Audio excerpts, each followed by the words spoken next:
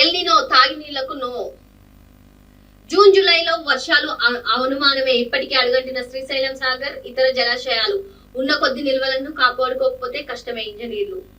So ఇప్పుడు వేసవి తాపం మరి ఏ విధంగా అందరినీ కూడా మంచినీళ్ళకి ఇబ్బంది పెడుతుందో తెలిసిందే. సో ఎల్నినో ముంచుకు రావడంతో నైరుతి ఋతుపవనాలు బలహీనపడి తీవ్ర వర్షభావ పరిస్థితులు నెలకొంటాయనే ఆందోళన వ్యక్తం అవుతుంది. మరి జూన్ జూలై అయినా సరే వర్షాలు పడకపోవడంతో అటు ఇప్పటికే శ్రీశైలం సాగర్ వంటి జలాశయాల్లో నీరు అడుగంటిపోతున్నాయి. ఇప్పటికైనా సరే నీళ్ల విషయంలో చాలా జాగ్రత్తగా ఉండాలని వాతావరణ శాఖ వెల్లడిస్తుంది. సాధారణ వర్షపాతం కంటే తక్కువ వర్షాలు కురుస్తాయని కూడా స్పష్టం చేయడం జరిగింది.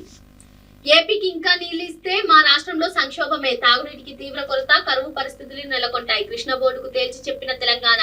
సాగర్ నుంచి 10 టీఎంసీలు కావాలన్న ఏపీ విజ్ఞప్తిపై అభ్యంతరం.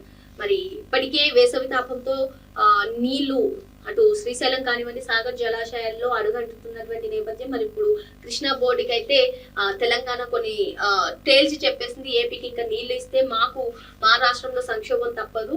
సో తాగునీటికి తీవ్ర కొరత ఉన్నటువంటి ఈ సమయంలో, కరువు పరిస్థితులు ఏర్పడే అవకాశం ఉన్నటువంటి ఈ సమయంలో మేము ఏపీకి నీళ్ళు ఇచ్చే ప్రసక్తే లేదని చెప్పి కృష్ణా బోర్డుకి తెలంగాణ ప్రభుత్వం నివేదించింది. మరో పక్క చూసుకున్నట్లయితే సాగర్ నుంచి 10 టీఎంసీలు కావాలని ఏపీ విజ్ఞప్తి చేస్తుంది.